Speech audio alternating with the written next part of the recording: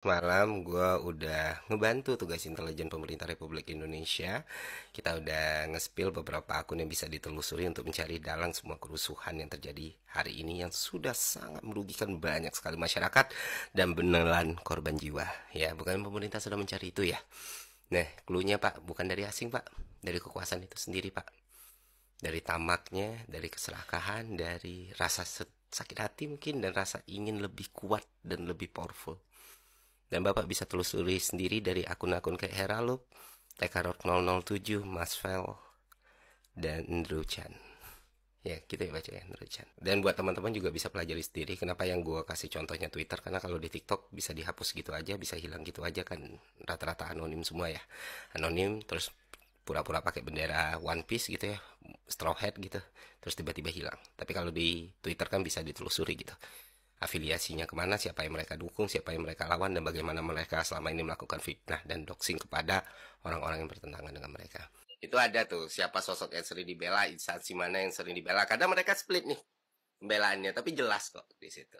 Dan itulah alasan kenapa akun-akun ini harus diperiksa dan ditelusuri. Kalau memang pemerintah benar-benar pengen tahu siapa dalang semua kerusuhan ini. Selanjutnya, teman-teman, kita semua sama-sama melihat ya hal-hal paling buruk yang bisa kita lihat gitu, dan kita semua sama-sama bisa melihat semua pihak bermain gitu.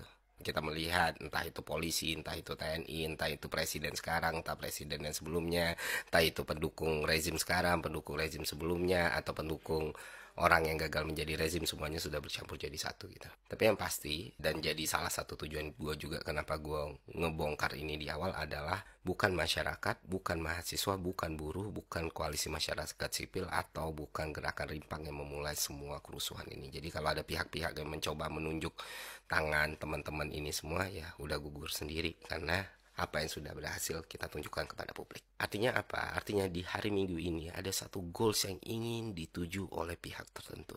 Dan mungkin teman-teman juga udah terinfo ya, karena udah banyak sekali buktinya yang tersebar di sosial media. Tujuan tersebut tak lain tak bukan adalah menciptakan negara dalam kondisi darurat militer. Kenapa ini harus dilakukan? Karena dengan ada darurat militer, banyak hal yang bisa mereka lakukan dan kekuasaan mereka akan semakin melebar.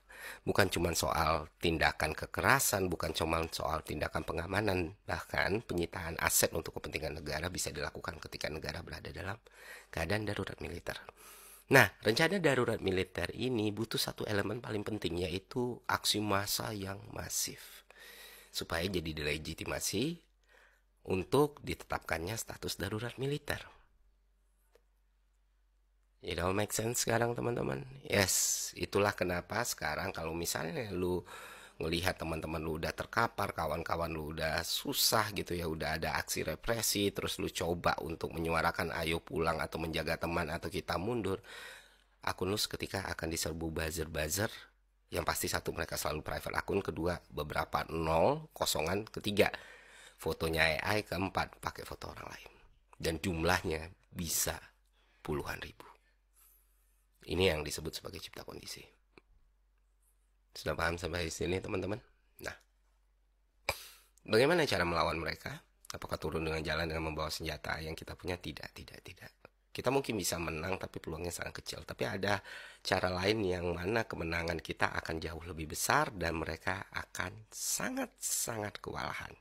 Yaitu kesadaran teman-teman. Memahami strategi mereka, memahami taktik mereka, dan menggunakan teknologi kita sebaik mungkin. Karena senjata kita adalah otak, sesuatu yang mereka nggak punya gitu. Dan gue berterima kasih sekali ke seluruh teman-teman, seluruh gerakan kolektif yang tiada hentinya saling berinteraksi satu sama lainnya dari kemarin, seluruh teman-teman public figure influencer ya yang tidak capek menyuarakan untuk saling menjaga satu sama lainnya. Kuatkan mental dan hati kalian teman-teman, dari serangan-serangan buzzer seperti itu cuekin aja, karena kita tahu ya kita melakukan ini untuk keselamatan banyak sekali nyawa manusia. Dan itulah kenapa hari ini yang seharusnya jadi jadwal mereka merayakan kemenangan mereka dengan status darurat militer, itu terasa sangat aneh sekali. Masa yang mereka tunggu tidak datang, sementara masa yang mereka siapin itu jumlahnya tidak sebesar itu untuk membuat fabricated kerusuhan gitu. Nggak mungkin kan kalau masanya sedikit mereka bakal halte fasilitas umum untuk membuat semua masyarakat makin marah dan situasi sama chaos. Jadi kayak dagelan sendiri ya kan. Ya, sekali lagi ini Pak, pemerintah yang masih waras nih, yang masih punya cita-cita dan tujuan yang sama mempertahankan republik ini sebagai tempat yang aman, nyaman dan sentosa gitu dan damai dan hangat ya. Keputusan dan tindakannya ada di tangan kalian gitu. Masih sibuk dengan gimmick atau produk PR yang lain tanpa melakukan tindakan tegas, tanpa melakukan tindakan konkret yang dibutuhkan masyarakat, maka ya keadaan akan semakin buruk Bapak Ibu semua gitu. Dan sebenarnya tuntutan masyarakat kan nggak berat-berat amat ya. Pertama, semua rencana lu untuk naikin tunjangan anggota dewan itu batalin aja semua. Mereka sudah melakukan hal yang buruk, ngomong hal yang buruk, dan menciptakan semua kondisi ini jadi semakin buruk. Ya cabut beberapa tunjangan yang mereka punya. Ya anggota-anggota dewan kita yang menyiram minyak ke api, walaupun mereka sudah minta maaf, walaupun mereka sudah mengatakan nana ninu gitu. Gue nggak tahu mereka minta maaf karena menyesal telah menyakiti publik atau karena takut harta kekayaan mereka hilang gitu ya, apapun itu ya, tapi mereka udah minta maaf. Cuman minta maaf aja nggak cukup, sesekali lu tunjukkan jiwa kesatria lu mundur daripada dipecat, lu mundur dari jabatan lu sebagai anggota dewan. Seenggaknya itu sedikit menyelamatkan kehormatan lu, karena lu udah menyakiti pihak yang paling nggak boleh lu sakiti, yaitu masyarakat yang lu wakilin. Masih ada sisa-sisa harga diri, kehormatan dan keselamatan yang bisa lu simpan. Ketiga, instansi polisi juga harus berbenah gitu. Seperti yang kita ketahui, walaupun kita sering mendapatkan, seperti yang kita ketahui di lini masa banyak juga TNI yang ternyata tertangkap, yang ternyata juga memprovokasi dan lain sebagainya. Itu tidak menafikan atau menegasikan kesalahan fatal yang dilakukan institut kepolisian. Salah satunya yang paling menyayat hati adalah aksi kriminal yang dilakukan kepada Afan, driver online, yang membuat semua masyarakat Indonesia marah. Dan seharusnya jenderal-jenderal bertanggung jawab atas situasi ini. Ditunggu mundurnya Pak. Dan untuk 7 orang tersangka gitu, tolong proses hukumnya setransparan mungkin dan seadil mungkin ya, karena banyak sekali yang mereka sakiti. Janganlah pakai 20 hari, 30 hari langsung penjarain, kalau perlu hukum seberat-beratnya. Inkompetensi, ketidakmampuan, ketidakcakapan instansi Polri kita, yang mana mungkin itu bisa dievaluasi besar-besaran juga ya, penerimaan brimobnya. Jangan dari SMA umur 17-18 tahun yang masuk polisi cuma terobsesi biar bisa halode gitu. Nah ini hasilnya nih, semua kerusuhan ini salah satunya hasilnya dari obsesi halode ini. Anak-anak yang masih membara, masih pada muda jadi anggota kepolisian, disuruh ngalau masa. Inilah yang terjadi, dan inilah yang membakar dan membuat semuanya semakin runyam. Antara kebencian dan kemarahan massa bercampur sama agenda, membuat masalahnya semakin kompleks. Tapi sekarang kita udah paham teman-teman.